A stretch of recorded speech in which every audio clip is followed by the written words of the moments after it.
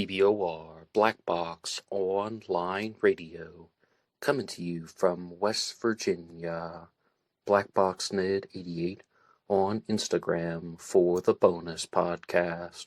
And welcome to BBOR, the home of true crime talk radio and your premier destination for unsolved mysteries, criminal psychology, and exploring the dark side of cyberspace. My name is Ned DeHaan, and I am your host, as well as the creator of AstroPsych 400 here on YouTube, and regular contributor to the Zodiac Killer channel. And a great way to support these shows is just by listening to some more content. But you can also go over to Amazon.com and have a look at the book Killer on a White Horse, written by me, Ned DeHaan.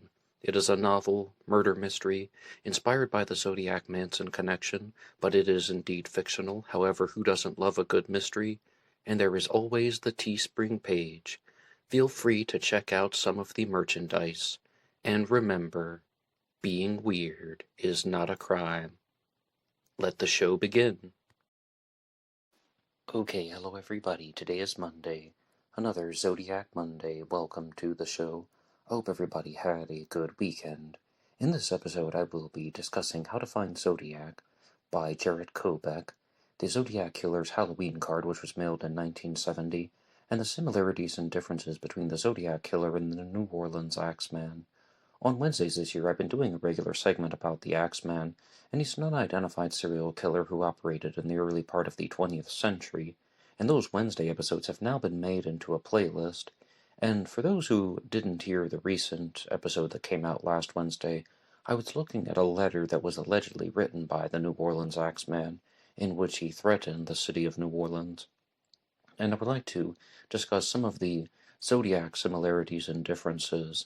Now, both of them, for starters, have that commonality of taunting the people of a city and threatening to cause lots of damage. And I used to discuss this a lot here on the channel, and something that I call the Versus series, looking at two criminals, mostly serial killers, and just that, highlighting the similarities and differences. And almost all of them had the subtitle Psychological Breakdown, and there's a playlist of those episodes talking about everybody from Jack the Ripper to the Preppy Killer, so I invite you to listen to some of those, and you can always download the show for free at LaunchPad 1, that's the audio version as a pure podcast. Take it on the go anywhere and anyhow. And there is always YouTube Premium for the video version. LaunchPad 1 is free though, YouTube Premium you have to pay for. And another great way you can support all of these efforts is by going over to BuyMeACoffee.com. And that allows you to make a donation or contribution to help support the show. BuyMeACoffee.com/BlackBoxNed88, but the easiest way to find it is by going into the description box and clicking on the link.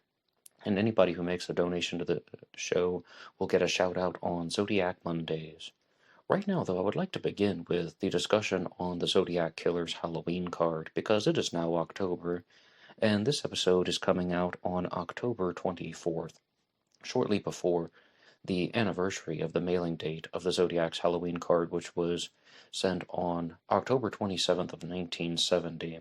And this is one that has truly captured the imagination of a lot of Zodiac sleuths, because some people are convinced that the positioning of the characters on this card are not arbitrary, that this isn't made up, that this is just another calculated move by the Zodiac Killer, the serial killer who targeted citizens in California during the 1960s and taunted them throughout the 1970s to just make a mockery of everything. And he's giving in clues to his identity, little bits of teasing information, but of course not revealing the entirety of his identity. So the Zodiac Killer's Halloween card features a couple skeletons. One of them is wearing a pumpkin over his waist area, which has been pasted on there. And there's another skeleton that has been pasted on that appears to be hanging from a spider web. And the true question that I would like to ask comes to us from last weekend's bonus segment on the Moraga letters, and that is that I'm just asking you guys a question that I'll be exploring in this episode. Was Jesus Christ the inspiration for the Zodiac Killer's Halloween card. And if you'd like to hear a very extended response to that question, I invite you to listen to the series Zodiac Killer New Discovery, the Moraga Letters, which I've been doing on the weekends, where I correspond with someone named Spheri, who is sharing his Zodiac Killer theory about not only the letters and the cards, but also his suspect, Robert Volvins. And I'm going to respond to some of your questions and comments.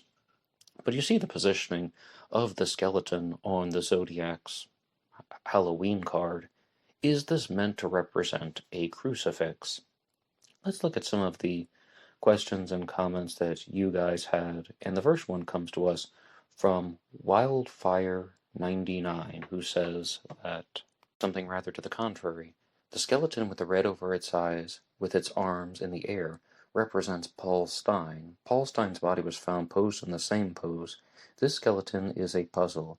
If take the positioning of the legs and rotate them, then flip them, get the shape of an R, and if you turn the card upside down, the arms make a lowercase n.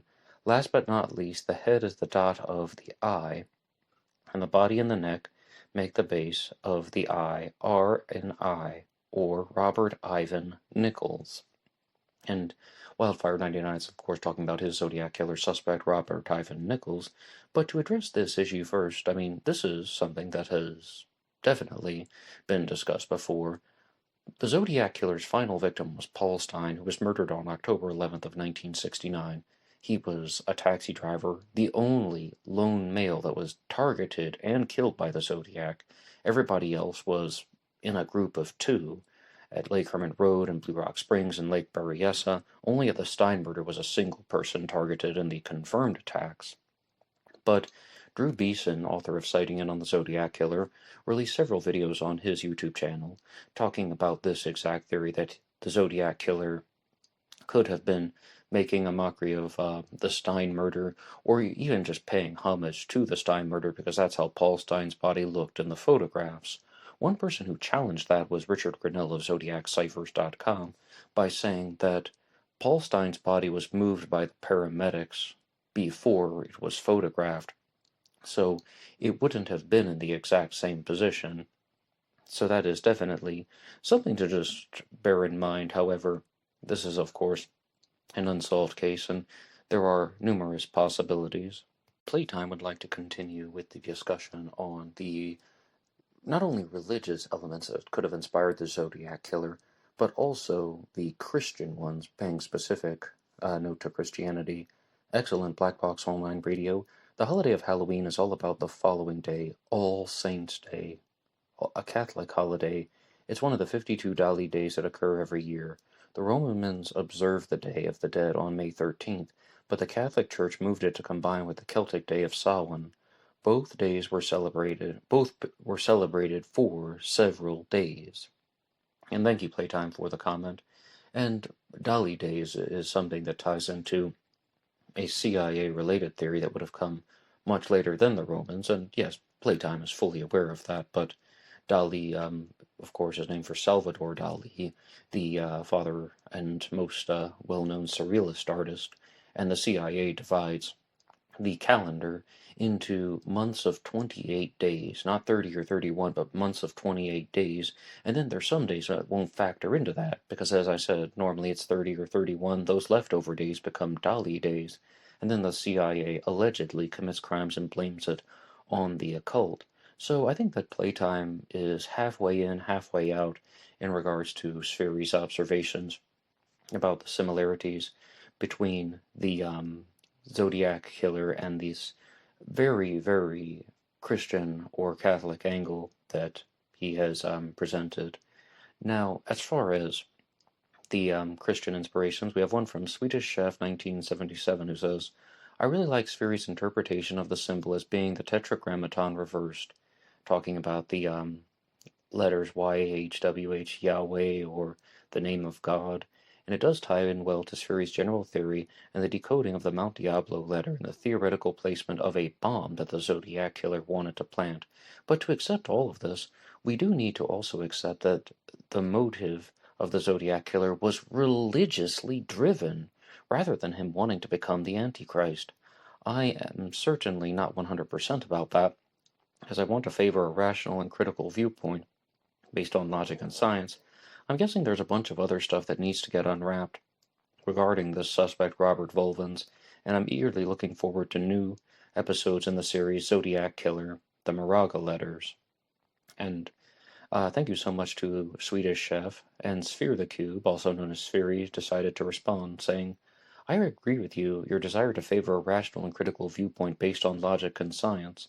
First, let's make sure to remember that in the proposed fantasy of the Zodiac Killer, in Part 4 of the Moraga Letters, the Zodiac is aiming to become the false prophet, which is a separate beast from the Antichrist in the Book of Revelations.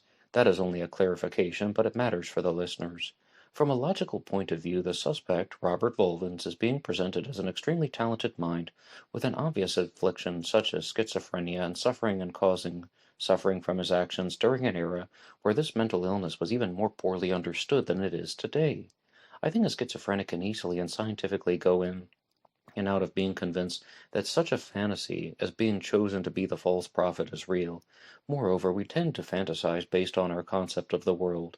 So if the world has been heavily described to us through the lens of the Bible, it is very consistent that our psychotic break may draw heavily on that symbolism to explain or justify things, even to ourselves. These are just a few thoughts. I'm glad you're enjoying the episodes.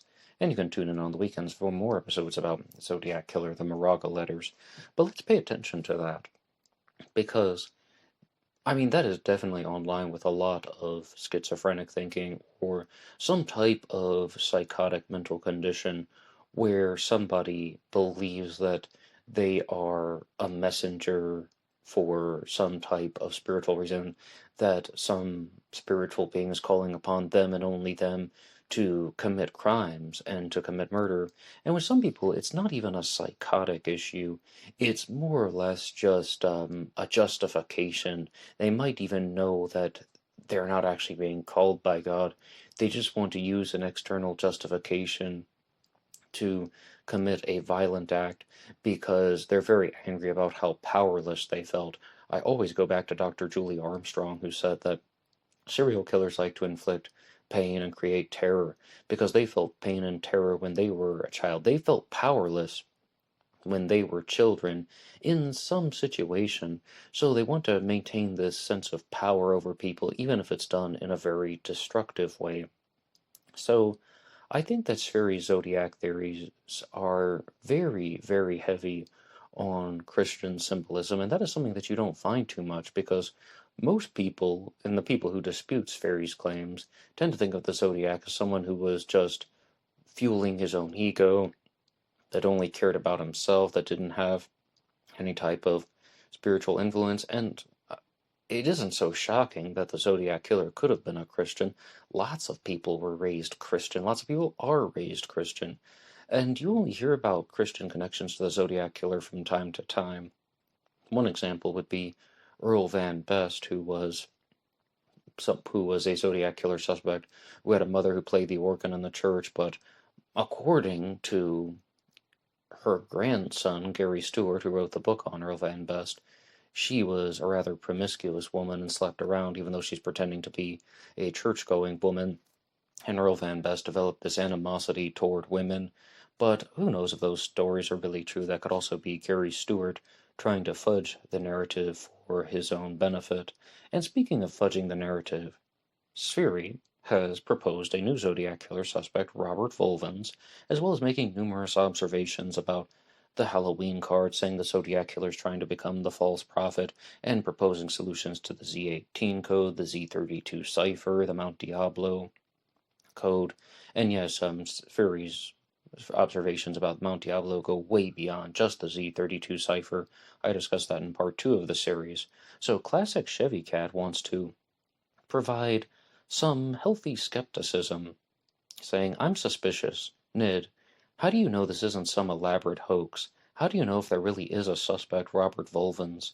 I know you have had discussions with the person who is presenting this information, but you don't know if he is lying. It's all intriguing, I admit. Here's a real spin for you. How do you know it's not Robert, the person writing to you, the Zodiac? Ha ha. And I do not know Sphery's real name. I confess that. I only know him as Sphere the Cube or Sphery. Just some thoughts.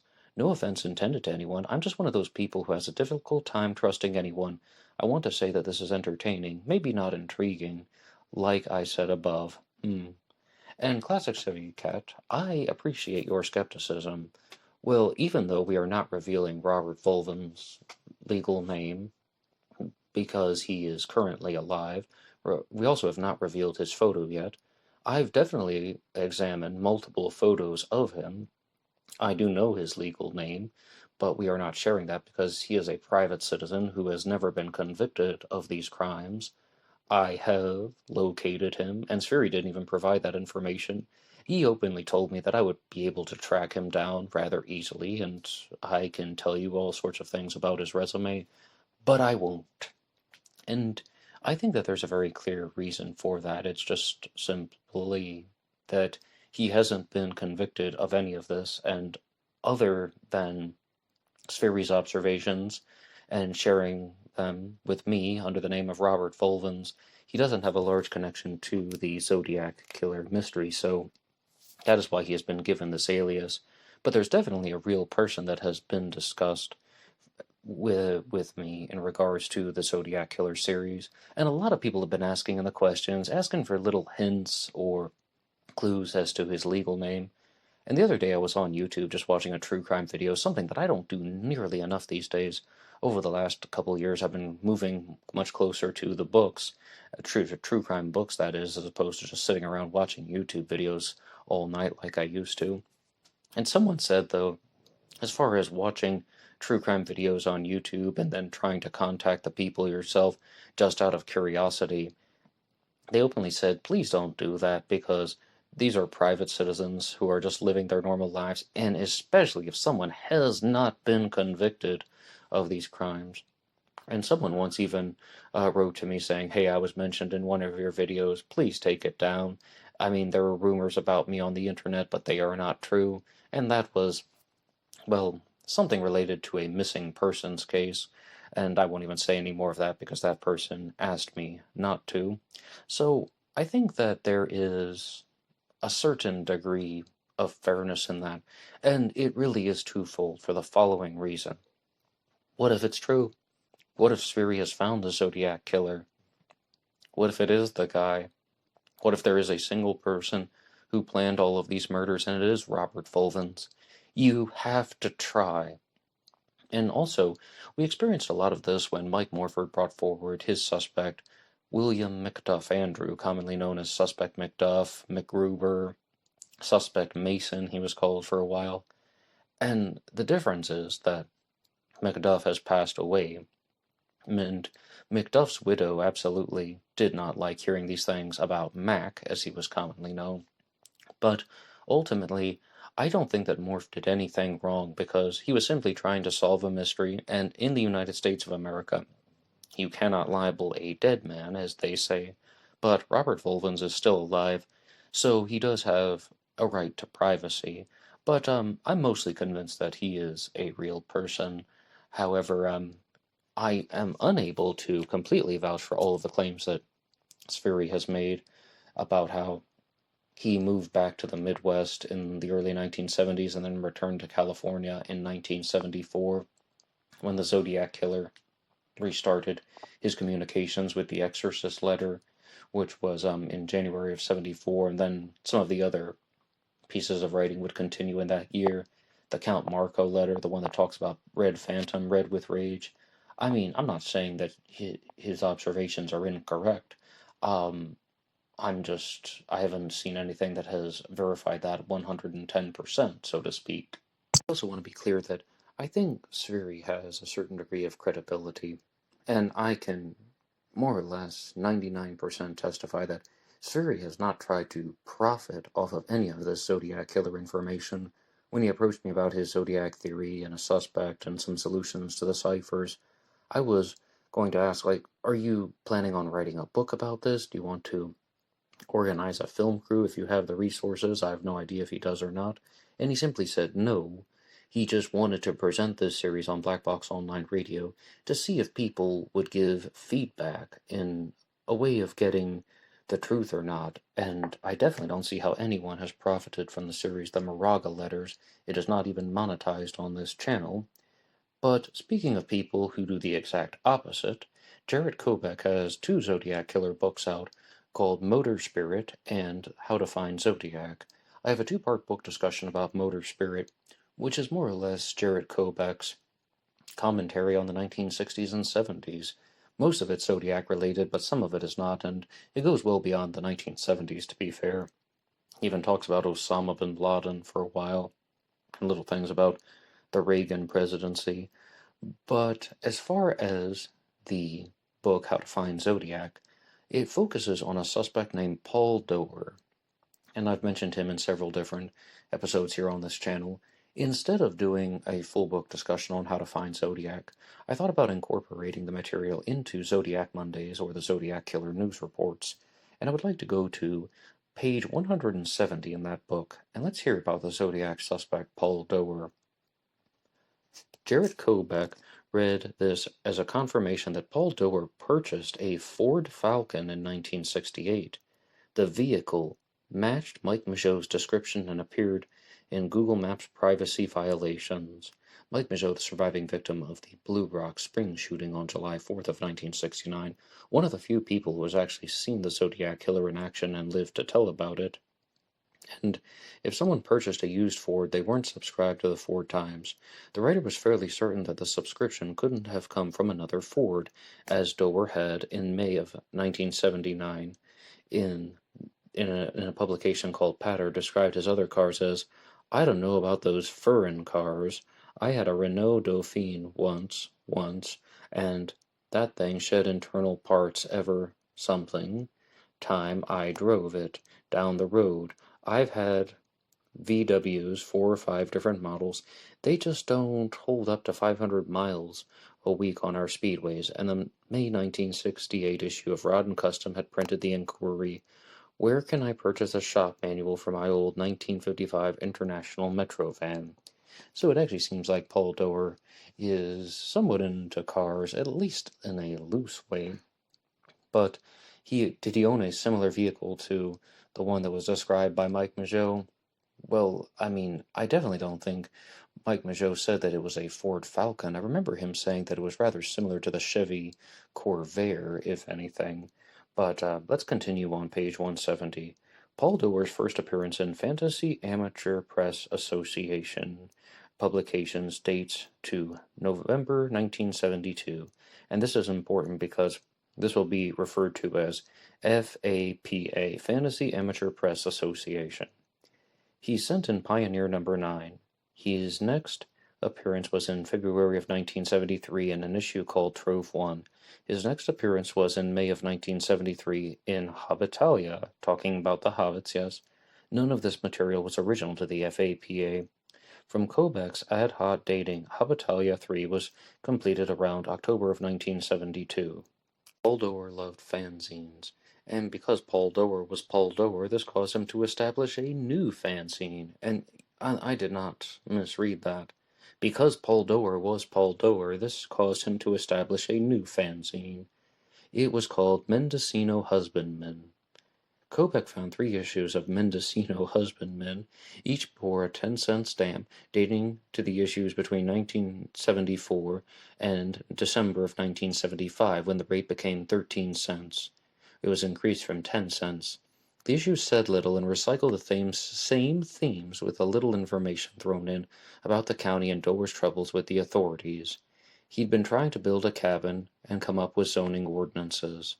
Doer's next appearance in FAPA's publications was in February of 1975 and then later on in May of 1975. These were the issues of Patter mislabeled by Murdoch University as number 2 and number 1. The May 1975 issue contained a want list. Both issues started the same way: Doer for President, and typed 3 times at the top of the first page.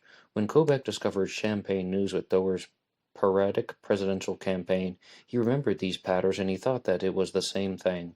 Doer lining himself up for a pretend run in the 1976 election. But this was wrong. Almost all amateur press associations had officers who kept the entities afloat. People tended to assume these positions after elections in which the membership voted. In the case of the FAPA, the offices were President, Vice President, Official Editor, and Secretary-Treasurer. The offices with juice were the Official Editor and the Secretary-Treasurer. The former compiled and distributed the mailings. The latter kept track of the group's finances. Now immediately you might be wondering, are there some Zodiac similarities in this? In the first one, the want list that he's talking about, that sounds very reminiscent of the Zodiac Killer's little list letter when he talks about targeting certain people, and he's badly quoting the operetta The Mikado, where he is putting people on the little list of those whom shall be targeted and talking about how some will be challenged.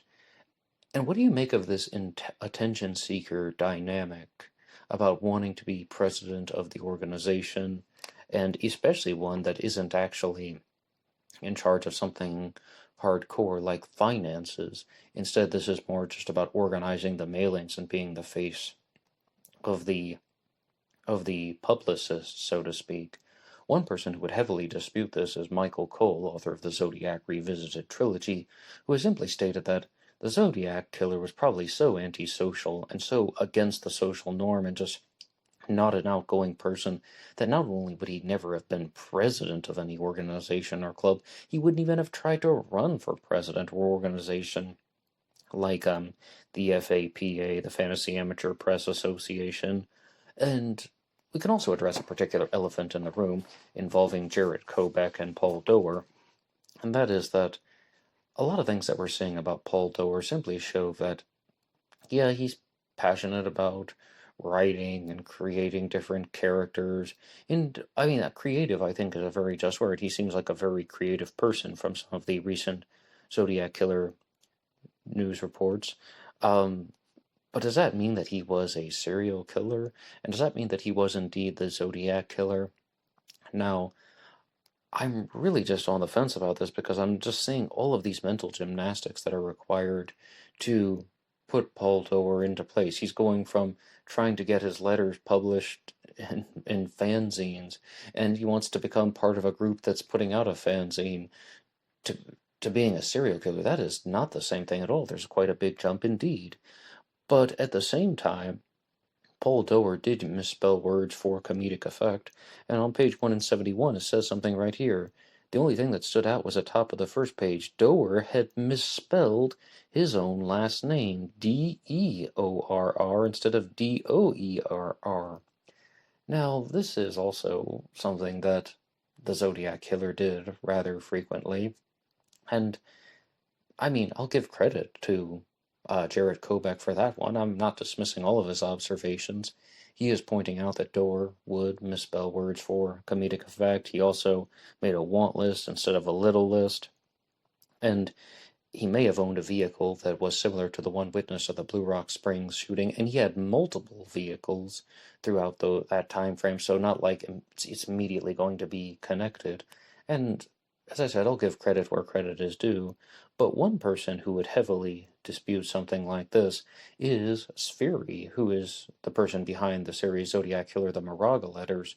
When he talks about the Zodiac Killer's inspirations for the letters may have come from interactions with people whom he was corresponding with, particularly his brother and sisters, and his brother and sisters did all of the interlocking letters that are seen on the Halloween card. One of them says Thomas and Jean, and they intersect on the letter A, the same way that the Zodiac Killer intersected Slaves in Paradise. And his sister also wrote a letter that used misspellings for comedic effect, and then structured the words quite similar to the Zodiac Killer's Melvin Belli letter. So there could be numerous reasons why this was done, and there are even more theories about why the Zodiac Killer chose to insert these types of theories and observations. But what do you think about this? Paul Doerr's personality and his life choices, does that immediately demonstrate that he was a serial killer, or are these just creative things that he liked to do, and maybe he never killed anybody, or at least anybody involving the Zodiac Killer victims?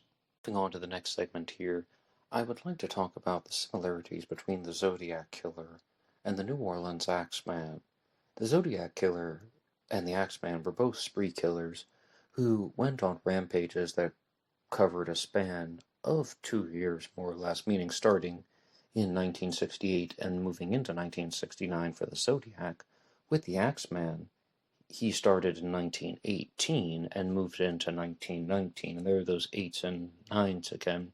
And it's also interesting that the Axeman is operating 30 years to the year after Jack the Ripper, who did his entire kill rampage in 1888.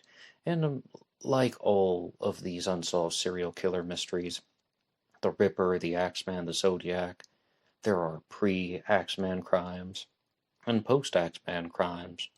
There are pre-Zodiac crimes and post-Zodiac crimes. There really are just lots of theories that try to establish that this serial killer committed even more murders.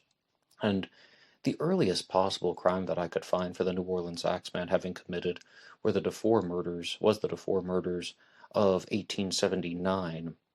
And that someone had this theory that this German citizen actually came to America in his early 20s and he murdered the Dufour couple, and he went back and forth between Germany and the United States a couple of times, went on to commit murders all the way into 1922 or thereabouts. And with the Zodiac Killer, perhaps the earliest murder that I've heard him participate in were the Phantom killings that occurred in 1946, and then some people try to establish a Black Dahlia connection to the crime that occurred, the murder of Elizabeth Short in 1947, and then the Zodiac crimes go well into the 1980s, maybe even the 1990s, depending on the particular theorist. But with the Axeman, the persona that has been created comes to us mostly from a letter that was mailed in 1919 that says that it is coming from hell. I will read the text of this letter and then let's look at some Zodiac similarities. March 13th, 1919. Esteemed mortal, they have never caught me and they never will. They have never seen me, for I am invisible, even as the ether that surrounds your earth. I am not a human being, but a spirit and a demon from the hottest hell. I am what you Orleanians and your foolish police call the Axeman. When I see fit, I shall come and claim other victims. I alone know whom they shall be. I shall leave no clue except my bloody axe be smeared with the blood and brains of he whom I have sent below to keep me company. If you wish, you may tell the police to be careful, not to rile me. Of course, I am reasonable. I am a reasonable spirit, and I take no offense at the way they have conducted their investigations in the past. In fact, they have been so utterly stupid as to not only amuse me, but his satanic majesty, Francis Joseph. But tell them to beware. Let them not try to discover for what I am, for it were better that they were never born than to incur the wrath of the Axeman. I don't think there is any need of such warning, for I feel sure the police will always dodge me, as they have in the past. They are wise, and know how to keep away from all harm.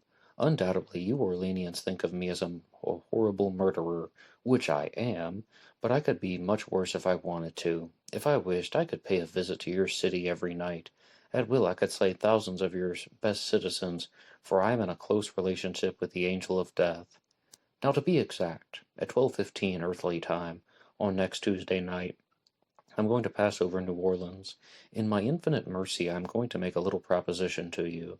Here it is. I am very fond of jazz music, and I swear by all the devils in the nether regions that every person shall be spared in whose home a jazz band is in full swing, that I have just mentioned.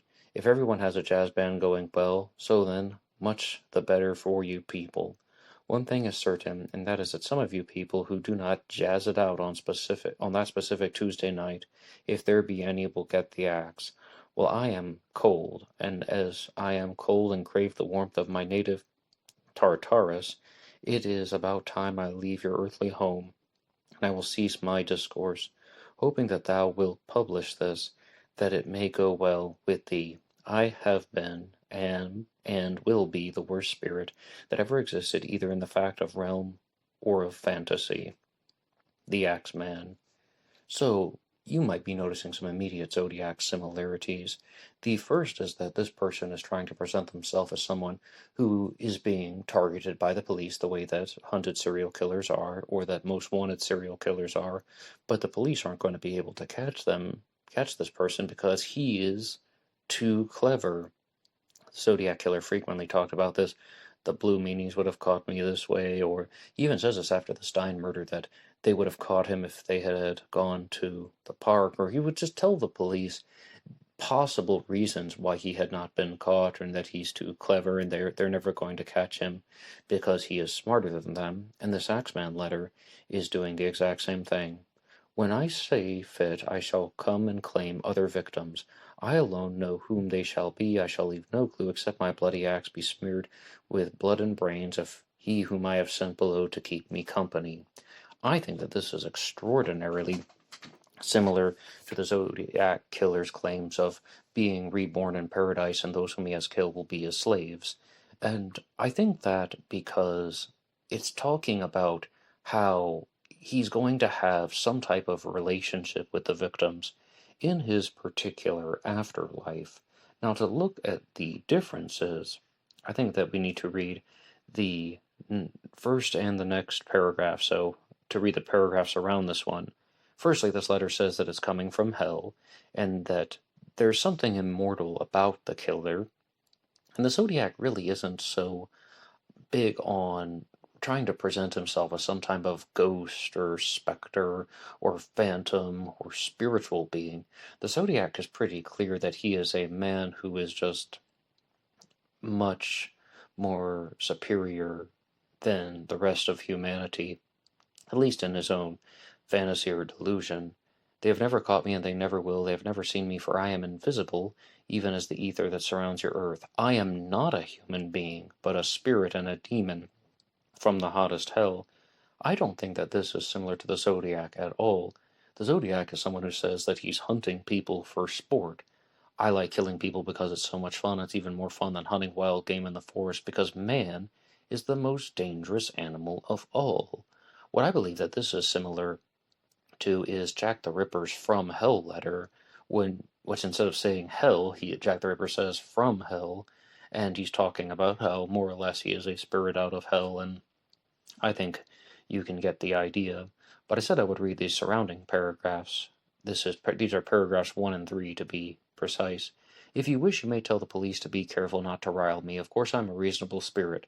I take no offense at the way they have conducted their investigations in the past. They have been so utterly stupid as to not only amuse me, but his satanic majesty, Francis Joseph. But tell them to beware. Let them not try to discover who I am, for it were better that they were never born than to incur the wrath of the Axeman. I don't think that there is any need of such a warning, for I feel the police will always dodge me, as they have in the past. They are wise and know how to keep away from all harm. So, this is also saying something different, that not only is he smarter than the police, but the police are also going to be afraid of them. And there is an element of power assertiveness in this paragraph, or just saying that he's very dangerous. And I mean, I think that that is even more exemplified when he says in the next paragraph, undoubtedly you Orleanians think of me as a horrible murderer, which I am, but I could be much worse if I wanted to. I could pay a visit to your city every night. At will I could slay thousands of your best citizens, for I am in a close relationship with the angel of death. Again, another reference to spirituality, which the Zodiac doesn't have, but the Zodiac did threaten to go on a kill rampage in 1969. And in all seriousness, no discussions on fantasy or delusions right now. In all seriousness, the Zodiac could have murdered more people in the 1960s if he had chosen to do so. The Axeman, whoever he was and whichever crimes he committed, could have murdered more people in the early 1900s if he wanted to. So even if this letter is a hoax letter, then there's a certain degree of truth into that. But what is almost certainly not true is, at will I could slay thousands of your best citizens? Absolutely not. I mean, the Axeman was a home invader. He would chisel out the panels of people's doors and use that as an entering point. In one attack, he entered through a window, and almost certainly as a home invader, he was choosing his victims in a premeditated way. And not only is he wanting to commit the crime in a premeditated way, the victims have been pre-selected, meaning the Axeman knew who they were and they were targeted for a specific reason. This is very notable because many of them worked in the grocery store business.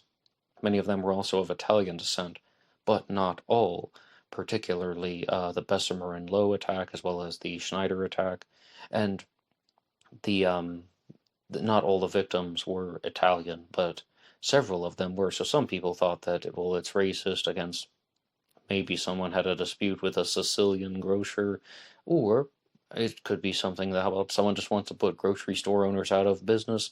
But then what would they make of the Romero attack when the victim was not a grocer, but rather a barber?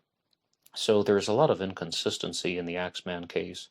But Miriam C. Davis, who is the author of The Axeman of New Orleans, The True Story, states that she believes that some of the quote-unquote confirmed axe attacks were not the Axeman, and some of the unconfirmed attacks were indeed the Axeman.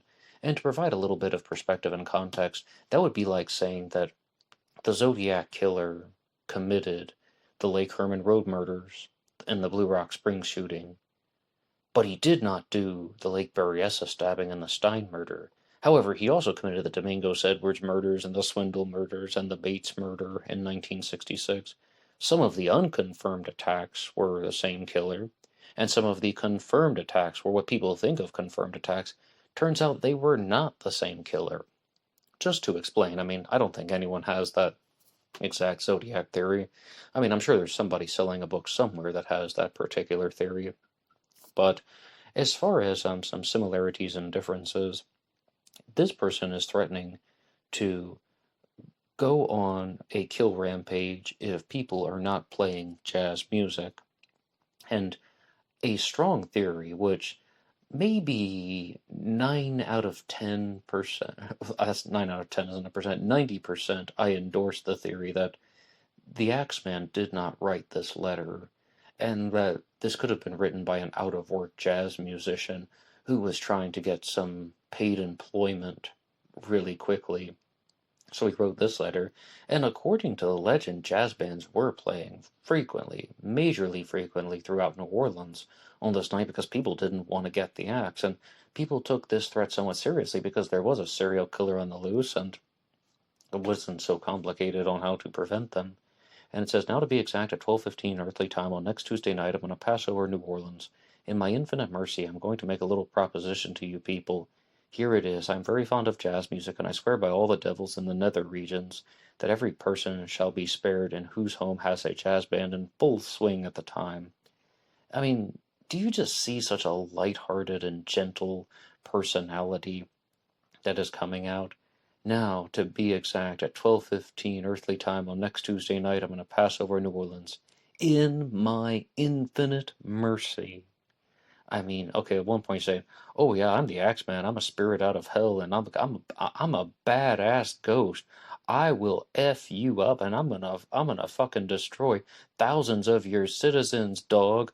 But oh yeah, in my infinite mercy, I'm gonna make a little proposition to you, people. It's actually some very, very gentle person who's trying to sound very tough. Here it is. I'm very fond of jazz music, and I swear by all the devils in the nether regions that every person shall be spared whose home has a jazz band in full swing at the time.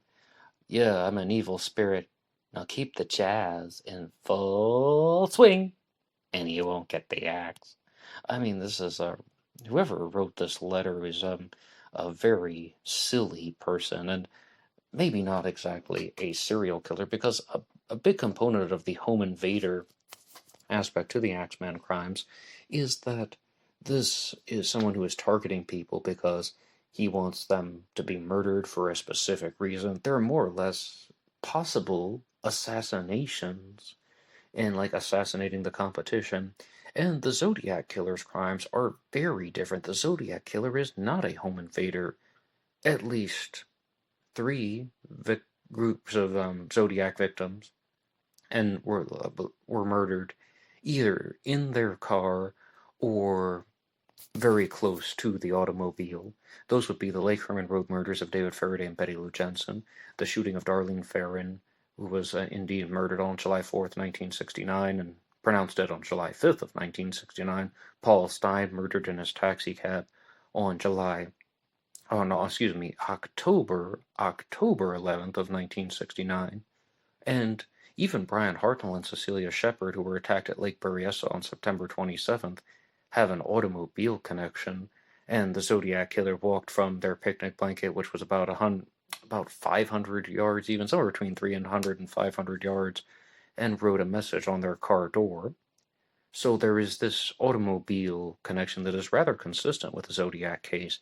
Not once in any of the confirmed attacks is there any type of home invasion. Because I think it takes a certain persona, a certain type of serial killer to commit a crime like that. One who is not so cautious, one who is not so scared the way that the Zodiac killer was. I mean, the Zodiac killer was an absolute coward who went after people in extremely vulnerable places. The Axeman is somewhat of a brutal serial killer, someone who's breaking into people's homes and smashing their brains out with an axe, for lack of a better term.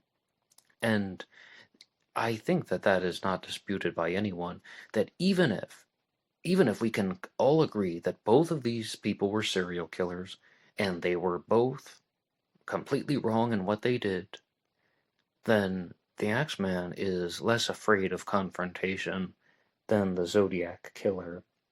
So I think that this persona that is shared in the letter is absolutely inconsistent.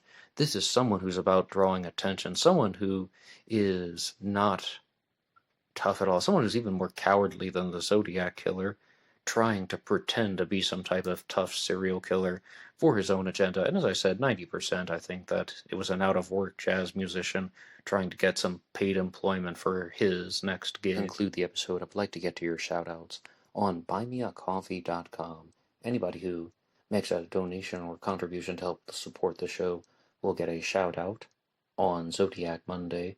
And our first one comes to us once again from Batman. Batman bought you a coffee, and it says, I can't think of a single BBOR YouTube episode that hasn't reeled me in every time. Hook, line, and sinker. Batman, Bruce Wayne, thank you so much for your support, and I also appreciate that you like listening to the show. And to all of you out there, there's also the Anything Goes Friday segment where anyone can tune in to some of the previous episodes. Any subject is fair game. Because it's October, last week I was talking about the Halloween franchise, Michael Myers, and some of the storylines that were used there, as well as the cast and crew, such as Jamie Lee Curtis and Danielle Harris. Any subject is fair game on Fridays. And we have an anonymous donation that says, someone bought a coffee. Keep up the great work, Ned. I thank you for your support all the same. And one is from Floyd Black 53, who says, the market is up now. Watch, it will fall, and I shall scream bloody murder. Have a productive weekend, Ned. You know, I also hate the markets and all these ridiculous changes. One day, it seems like, oh my goodness, my life's actually working out. And another day, I'm also screaming bloody murder. So I sympathize, empathize, and I can relate to you every way under the sun and in the darkness. And thank you so much to everyone who has also helped support the show in the past. And one more time, buymeacoffee.com/BlackBoxNed88. And thank you once again. Anybody can write the show at BlackBoxOnlineRadio@AOL.com. You can also get me on Facebook. My personal Facebook is in the description box. And there was always BlackBoxNed88 on Instagram. And I will see you over there for the bonus podcast. Goodbye.